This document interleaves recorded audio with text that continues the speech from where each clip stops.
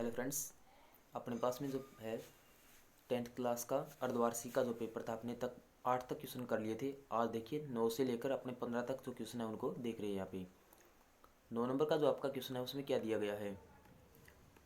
Question में दिया गया कि बहुपद y² प्लस 2y माइनस 1 की घात, और यहाँ पे अपने पास में ब्लैंक्स है यानी कि खालिस्तान है, इसमें अपने को पूर्ति करनी है कि क्या होगा। यानी इसने पूछा इस बहुपद की घात कितनी होगी। ओके, तो देखिए बहुपद अपने पास में है y² प्लस 2y माइनस में 1, y² प्लस 2y और माइनस ऑफ 1। यानी ये अपने पास में आपको देखना है कि इसकी घात कितनी है। घात देखने के लिए आपको जो भी बहुपद दिया गया है, जैसे कि कोई बहुपद आपको दिया गया और उसकी पूछी गई घात, तो आपको उस बहुपद में क्या देखना है, चर राशि को देखना है। कौन सी राशि देखनी है, चर राशि। कि उस बहुपद में चर राशि कौन सी है। इस बहुपद में चर राशि अपने पास में y है। चर राशि को देखने के बाद में उस चर राशि की आपको देखनी है घात। क्या देखनी है, घात। उस चर राशि की आप यहाँ पे घात देखोगे तो यहाँ पे देखिए y कहाँ पे है, एक तो ये रहा और एक y ये रहा। पहले में y की घात कितनी है, 2 है, और दूसरे में पद वाले जो है 2y, उसमें y की घात यानी ऊपर कितना लिख रखा है, उसके कुछ भी नहीं लिख रखा, यानी उसमें y की घात फिर क्या है, 1 है यहाँ पे। यानी अपने पास में इसकी घात मिली है 2 और 1। उन घातों में जो घात क्या होगी, सबसे अधिकतम होगी। क्या देखना है उसमें, सबसे अधिकतम जो घात होगी वह क्या बन जाएगी, उस बहुपद की घात बन जाएगी। सबसे अधिकतम घात जो है ना वही क्या कहलाएगी, उसे बहुपद की घात। यानी इस बहुपद की घात कितनी हो जाएगी फिर 2। यानी ये अपने पास में एक द्विघातीय बहुपद है। तो अपने पास में यहाँ पे क्या लिखेंगे, इसकी घात कितनी है, 2 है। सेकंड क्वेश्चन देखिए अपने पास में 10 नंबर का जो है 10वां क्वेश्चन वो है कि बिंदु 5, -2 की x अक्ष से दूरी, कौन सी अक्ष से, x अक्ष से दूरी क्या होगी। यहाँ पे अपने खालिस्तान में पूर्ति करनी है। तो देखिए बिंदु दिया गया अपने को 5, -2, x अक्ष से दूरी चाहिए आपको। किससे, x अक्ष से दूरी। x अक्ष से दूरी का मतलब क्या हुआ, x अक्ष से दूरी आपकी होती है y निर्देशांक। कौन सा निर्देशांक, दिए गए बिंदु में y निर्देशांक जो होगा वो आपकी क्या कहलाएगी, x अक्ष से दूरी।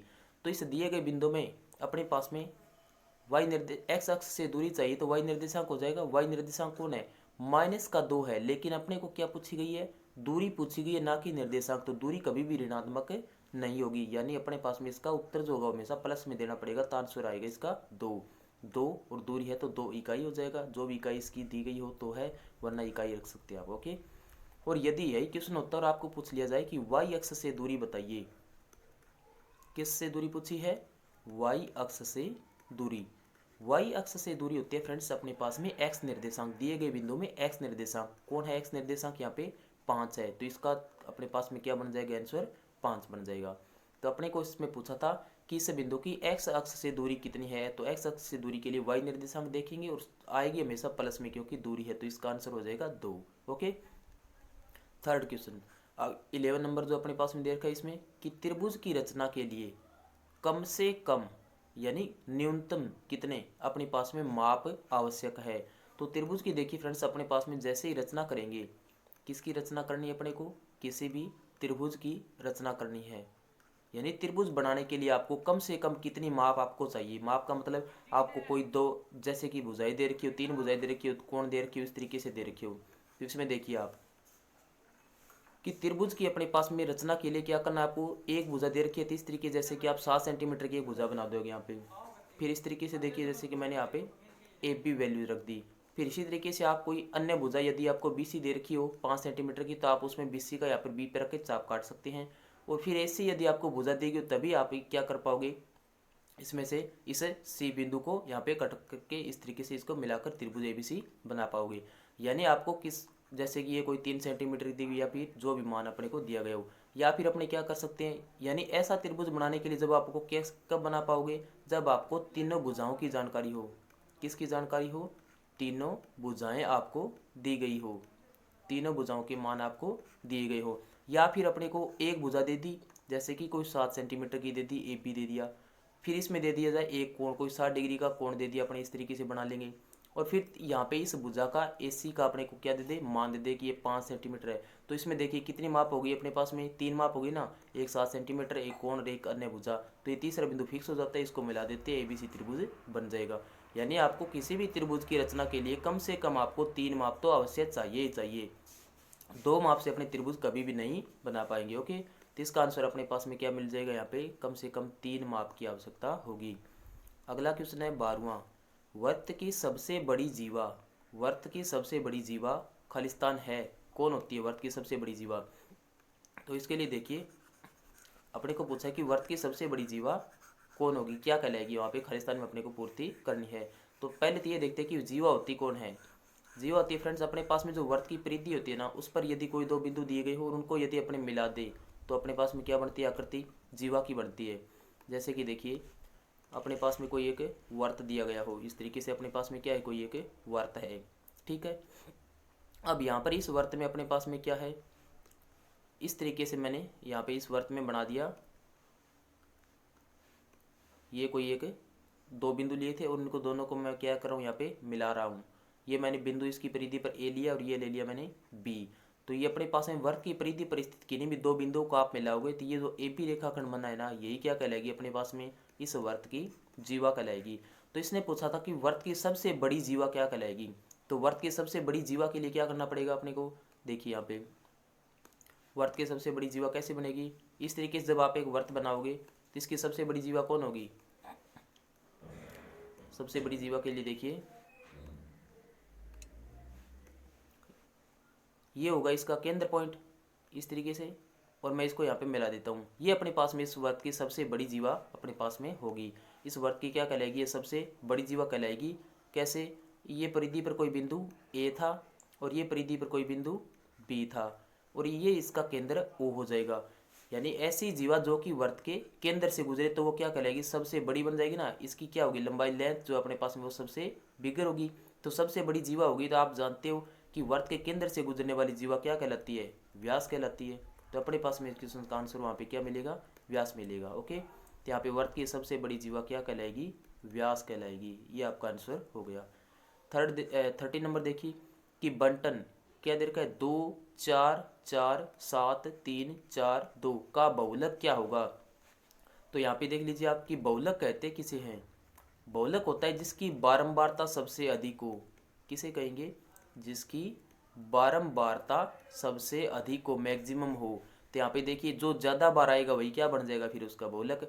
2 और 2 तो सिर्फ कितनी बार आया, 2 ही बार आया है। 4 को देखेंगे तो 1 बार 2 बार 3 बार, 4 कितनी बार आया, 3 बार। यानी दिए गए आंकड़ों में जो आंकड़ा सबसे ज़्यादा बार आए वही क्या बनता है, बहुलक बनता है।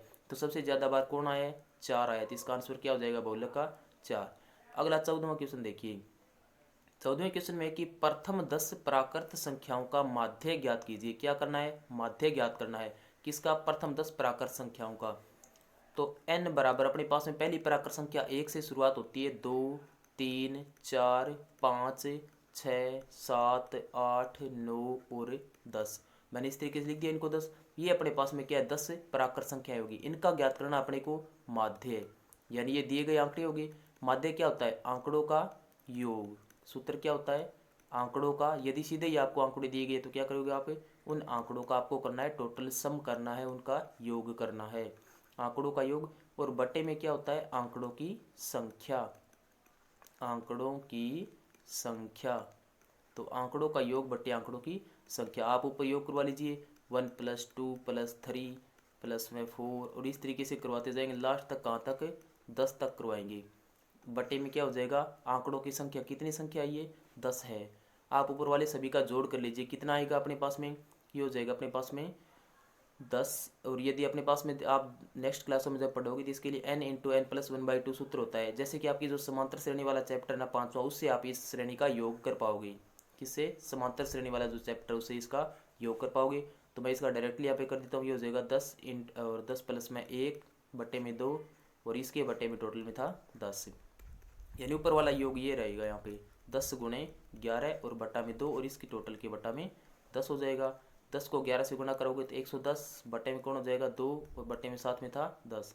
ये 10 से तो 0 कैंसिल आउट हो गया, यानी 11/2 और 11/2 का मतलब क्या हो गया, 5.5। तो आपको आंसर यहाँ पे क्या मिलेगा, 5.5 मिल जाएगा। तो इसका माध्य क्या बन गया अपने पास में, 5.5 आंसर हो गया। 15वां प्रश्न देखिए कि रैखिक बहुपद का एक उदाहरण लिखिए। रैखिक बहुपद का क्या लिखना है आपको? उदाहरण। रैखिक बहुपद कहते किसे, पहले तो वो देखिए। रैखिक बहुपद लीनियर पॉलिनोमियल्स जो अपने पास में होगा। रैखिक बहुपद का मतलब होता है फ्रेंड्स, जब कोई बहुपद होगा तो आप देखोगे उसमें चर, और चर की घात यदि आपको क्या मिले? एक मिले। चर की घात क्या मिले? एक। यानी ऐसा बहुपद जिसमें दिए गए चर की घात हमेशा क्या हो? एक मिले, तो आप क्या कहोगे? उसको रैखिक बहुपद कह सकते हो। इसका एग्जाम्पल आप आसानी से दे पाओगे। जैसे मैंने कोई चरासी एक्स ले ली, इसमें मैंने जोड़ दिया 3, तो ये अपने पास में क्या बन जाएगा फिर? x+3। ये चर है x, इसकी घात 1 है, तो ये अपने पास में रैखिक बहुपद हो गया। अन्य उदाहरण लोगे तो आप 2x-3 रख सकते हो, या फिर 5/7x-4 रख सकते हो। जो भी आपकी मन मर्जी है वो आप आसानी से यहाँ पे रख पाओगे। यानी आपको जो भी चर राशि लेना उसकी घात 1 से ज़्यादा नहीं होनी चाहिए, फिर वो आपका क्या कहलाएगा? रैखिक बहुपद कहलाएगा। तो इसमें क्या था कि रैखिक बहुपद का कोई एक उदाहरण लिखिए, तो आप लिख पाओगे यहाँ पे 2x+7/3, कुछ भी लिख दो चाहे। ठीक है, तो इस तरीके से आपके सभी 9 से लेकर 15 तक क्वेश्चन कंप्लीट होते हैं। Okay friends, thank you.